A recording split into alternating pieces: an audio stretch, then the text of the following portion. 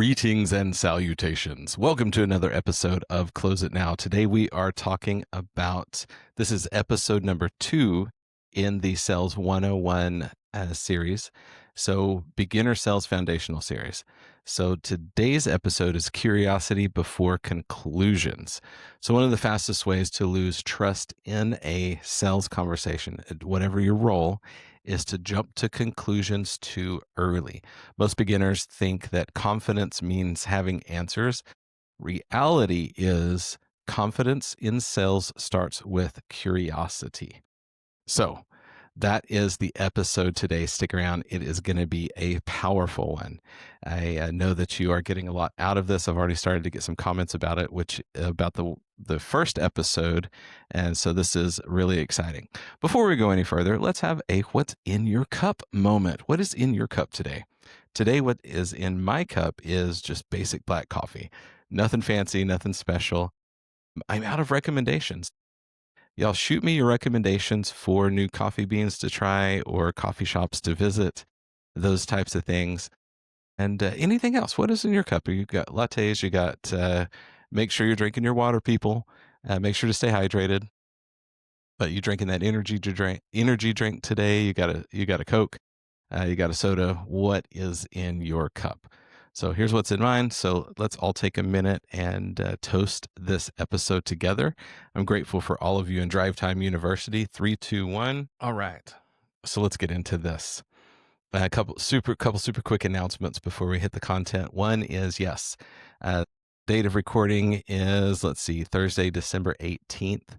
So we are knocking on the door of Christmas and New Year's. What are you doing for your 2026? This is 2025 wrapping up. What are you doing for 2026? Are you being proactive in planning and strategy and investing in yourself and in your business for 2026?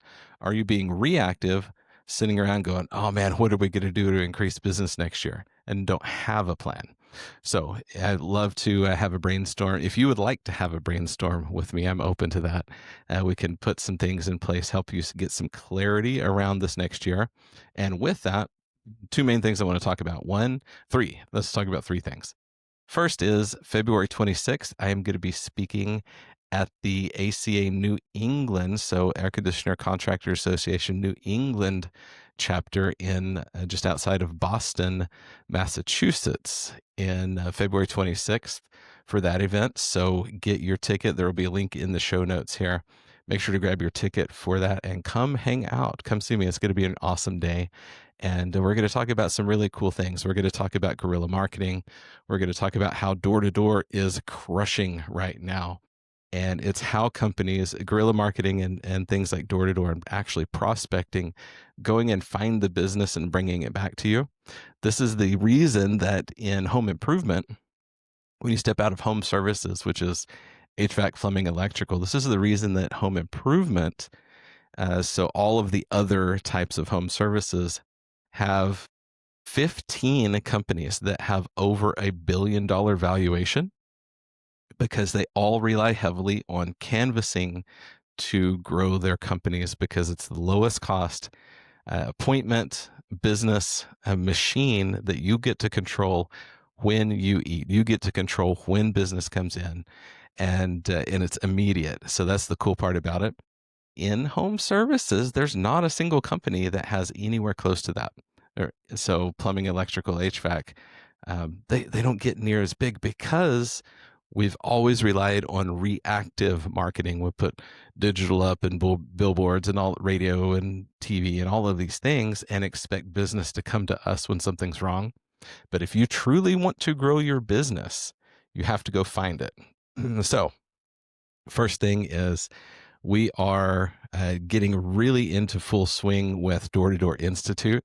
So if you would like 80, 100, 120 appointments on your calendar in a 5-day time span, this is what we're doing for companies.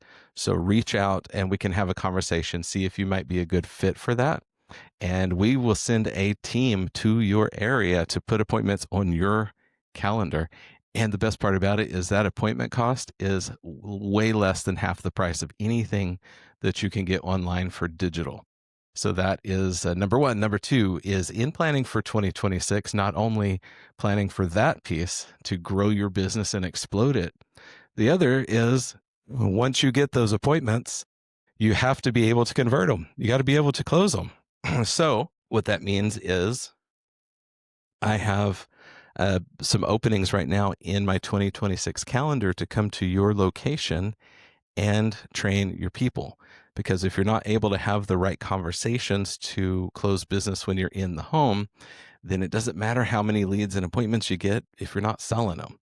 So remember, people, you can only serve and help people if they buy from you. We can't do it for free. So, in fact, we've got some cool bundle packages together. If say you want to take advantage of the door to door and set a large number of appointments, sounds awesome, but also your people need help.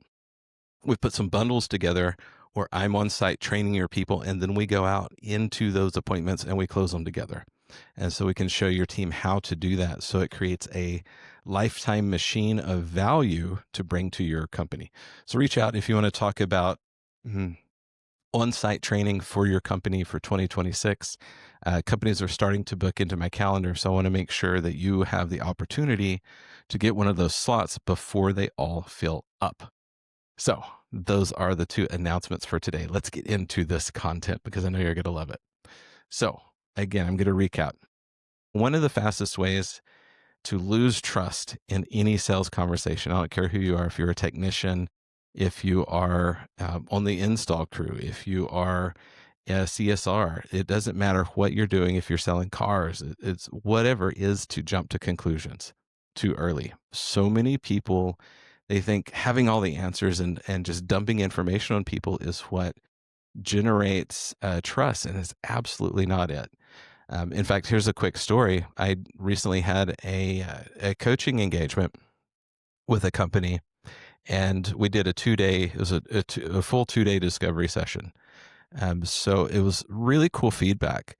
So I'll tell you what I did, and then I'll give you the feedback from the owner. Day one, I just sat in the office. We had a lot of conversations. I asked a ton of questions. And then I sat with several other people in the office. I sat with their CSR. I sat with the operations manager. I sat with some of the people in the shop, and just asked a ton of questions. Didn't offer solutions day one. Day two, I started putting things together, and it wasn't until probably mid-morning day two that I actually started to make recommendations. We were looking at the different systems and processes, and it was a really, really effective session. In fact, that led to another 4-month, 4-month engagement out of that, because at that point, we had a very clear path of how to put the things in place to move the needle for that company to get them where they were wanting to go. Now, the feedback from the owner, which was really cool, it was a great lesson for me, and it's a good lesson for all of you. And it directly applies to what we do in the home when we do our appointments. Is he said, you know what? I've hired had a lot of consultants come in over the years. And he said, what normally happens is they come in, they have their agenda, they have their box of their frame of this is how I do it, and they try to instantly start to force it onto the company. He said this was very different because he was like, you just ask so many questions. One, by asking enough and asking the right questions, it gave him clarity and it exposed a lot of gaps in his business that he didn't even know were there, strictly by me asking the right questions. So step one is he started to understand the problems better and got a clarity around exactly what was going on in the business. And then when I made recommendations, they were in alignment with the problems that he recognized through that question process. And because there was so much clarity around the problems, now the solutions made sense. And there was there's no negotiation. It was just like, yes, I can totally see how this is the problem and how this is going to solve it. So when we apply that to our appointments, it's the exact same thing. If we jump to conclusions, because, doing what we do in home services, whatever your industry is, if you've done it for very long, for the most part, you get to the place where you can almost diagnose from the street, before you even go in the house. You know the type of house, you know the consistent problems that those exact same type of builds have. You know what you're going to run into. So what that does, that shortcuts the process. It's like being in math class and only writing the answer. The teacher wants you to show your work. So we have this same idea and concept when we enter into our appointments. So the thing to remember, so this is going to recap into episode 1. If you haven't listened to episode 1, go back and listen to it. But here's your mantra. Remember, my job is to understand the human first, the problem second, and the solution last. And you cannot understand the problem until you've become genuinely curious about what's really going on. So today we're going to break down the second step in Sales 101, curiosity before conclusions.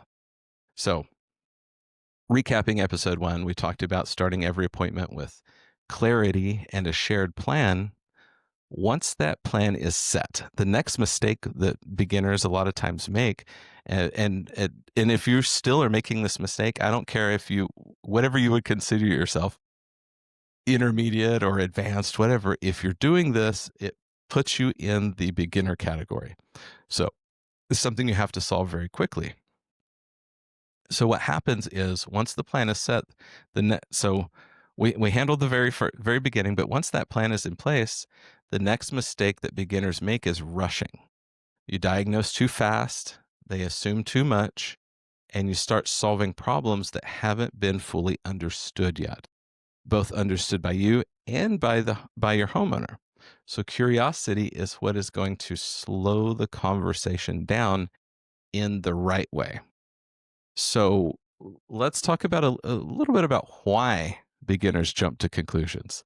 Most new people in a role that involves sales come from usually one of two places if you're in home improvement or home service.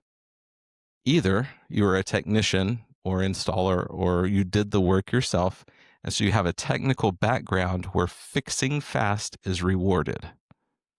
Or you come from a sales background where talking fast and making the sale is rewarded. Both create the same problem though. You start thinking you already know the answer. When that happens, we stop listening, we miss context, we solve the wrong problem. And so no wonder you're getting think about it and they're going with other companies because you're trying to solve the wrong problem. You're solving the problem that you found with something broken in the house or something not up to code or whatever. And it's not the homeowner's problem. It might be the same thing, but they cannot clearly see how what you found is causing what they're experiencing in the house. So curiosity will keep you neutral in that. So it slows you down. You stop thinking you already know the answer, and you have to be more curious. So a fun fact, Rilla, I'm sure a lot of you know Rilla. It's the AI company that records sales appointments. And so they, at this point in time, the last number I heard is they have over 2 million recorded sales conversations. So they sort them from top to bottom, what the top performers do, what everybody else does, et cetera. And one of the most interesting, there's two main statistics that I heard. In fact, when I had the founder on my podcast, we talked about this. And the two facts are top performers, the top 1% compared to the bottom 1%, ask 5 times as many open-ended questions as the bottom performers. The other piece of this is also the top performers speak 42% of the time. Bottom performers speak 60% or higher percent of the time. So which really goes back to emphasize the old adage that facts tell, stories sell. So we have to be able to ask better questions, ask more questions, and listen better so we can offer the solutions that make sense to them and that align with what their concerns and their friction points are and what they're experiencing. So curiosity, the cool thing, and this takes the pressure off, curiosity is not a script. Curiosity isn't a list of questions, it's a mindset. So you're not trying to get through discovery, you're trying to understand what the homeowner is experiencing. So you have to adopt this mindset. I listen to understand, not to respond. So when you start to listen to understand, what happens is you stop. So when we're listening to respond, a couple things happen. A lot of times we find ourselves cutting people off or trying to finish their sentences for them. We also, it leads us to this place of what I have to, and the impression it gives the homeowner is what I have to say is what more important than what you're telling me. And then, of course, how does that make them feel? Because people will always remember how you make them feel. So, good curiosity sounds natural. It sounds like a conversation. Bad curiosity sounds like an interrogation. So, if it feels, so just check in with yourself. If it feels like a checklist, the homeowner feels it too. If it feels like an interrogation, that's what they're feeling. So you have to just have a normal conversation. I've said this over the years, stop using that creepy sales voice. So I used to fall into this a lot. All of a sudden I would start talking like, so today what we're going to do is, and I didn't realize it till I started recording myself. And then it's like, okay, stop it. Just have a natural conversation. So that's why, for several years, one of the taglines here at Close It Now was stop being weird and start selling. And this is what it revolves around. So natural curiosity, just have a conversation. And so so there's a big shift here. So I want to give you a question that you can ask your homeowners that will shift a mindset shift that'll start to make a difference for you. Because this is a big needle mover. I want to give you something you can action right away. So a beginner will ask, what's wrong with the system? What's wrong with the garage door? What's wrong? What's wrong? And professionals will ask, what's been going on that made you call? It's a slight shift in the question, but it's going to open the conversation. It invites a story instead of a symptom. So, and then when you start to get the story, or the story that they're going to tell is what's going to give you context. Context will give you clarity. And it's not as, and remember this too, when you're in your, especially in your curiosity phase, asking more and better questions, if you already fully understand the problem and what's causing the problem, that's only half the work. The other half is the homeowner has to fully, clearly understand what's causing the problem they're experiencing. And until they fully understand it, there's still a question mark left in their brain. So, of course, they're not going to buy into your solutions if they don't know for sure that what you found is actually causing the problem to start with.